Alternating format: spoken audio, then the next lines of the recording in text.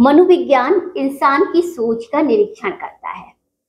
जीवन के किसी न किसी मोड़ पर हर किसी को असंतुलन का सामना करना पड़ ही जाता है। भले ही वो बच्चे हों, बुजुर्ग हों, एलाइड क्लास हो या निम्न वर्ग, प्रॉब्लम्स के घेरे में तो हर कोई आता है और कभी-कभी उन समस्याओं से निकलना भी बड़ा मुश्किल लगता है। तो ऐसे में पहले घर परिवार के सदस्य, आस पड़ोस के बड़े बुजुर्ग या कोई आपका नजदीकी मित्र आपसे बातचीत के द्वारा मन के रहस्यों को जानकर मन की समस्याओं को आसानी से हल कर दिया करते थे। इंसान तनाव मुक्त हो जाता था। वही काम आज मनोवैज्ञानिक परामर्श द्वारा समस्याओं को हल करने की कोशिश करते हैं। लेकिन मनोवैज्ञानिक तक तो फिल्टर्ड बातें ही पहुंचती हैं। और क्या कुछ मिनट में या फिर आधे एक घंटे में किसी की मनोवृत्ति समझना, परखना संभव है? मान लिया मनोस्थिति समझी जा सकती है, पर उसके पीछे का कारण तो बिल्कुल नहीं, क्योंकि किसी की भी साइकोलॉजी समझने में वक्त लगता है। टू वे कम्युनिकेशन होता है, संवाद जुड़ते हैं तो दिल की बातें सामने आती हैं, दिल का बोझ हल्का होता है फिर। और फिर जब दिल का बोझ कम हुआ तो मस्तिष्क को बल मिला, दिमाग को स्ट्रेंथ मिली तो नए रास्ते नजर आए। तो फिर इंसान स्वयं ही अपनी समस्याओं का हल ढूंढने में सक्षम हो जाता है। This is a natural process. लेकिन आज की वर्चुअल और आभासी दुनिया में life is too busy and stressful कि even parents doesn't have quality time to spend with their children.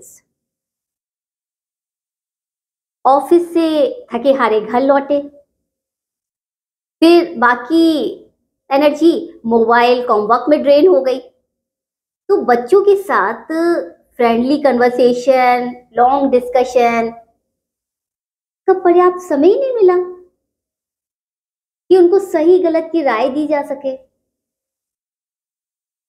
फिर जब उनकी कंप्लेंट्स स्कूल से आना शुरू होती हैं तो उन्हें अपने नौनिहाल के बिहेवियर इवैल्यूएशन के लिए साइकेट्रिस्ट, साइकोलॉजिस्ट, काउंसलिंग की जरूरत पड़ती है। अब जैसे बिना रिसर्च के वैक्सीन किसी काम की नहीं, उसी तरह से बिना प्रॉपर एनालिसिस के किसी की मनोस्थिति समझना, उसकी समस्याओं को हल करना सिर्फ किताबी ज्ञान है। समय बदला, एडवांसमेंट हुआ, तो साइकोलॉजिकल थ्योरीज भी उसी के हिसाब से, उसी के अकॉर्डिंग होनी चाहिए। समस्याओं का हल पहले वक्त देने से, बातचीत करने से और फिर उसका कारण जानने से, फिर निवारण करने से, मतलब निवारण अगर इस तरह से अगर प्रोसेस में अगर निवारण होगा कि बातचीत, फिर समस्याओं का कारण जानिए, फिर उसका निवारण करिए, तो फिर परिणाम फेवरेबल होंगे, प्रियकर होंगे। Communication is very important first of all. Communication to a relation is just like oxygen. Communication connection कभी टूटना नहीं चाहिए, संवाद हमेशा जुड़े रहने चाहिए।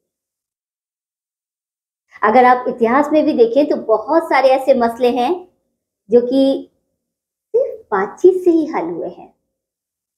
कौन से ऐसे मसले हैं, ये आप हमें बताइए।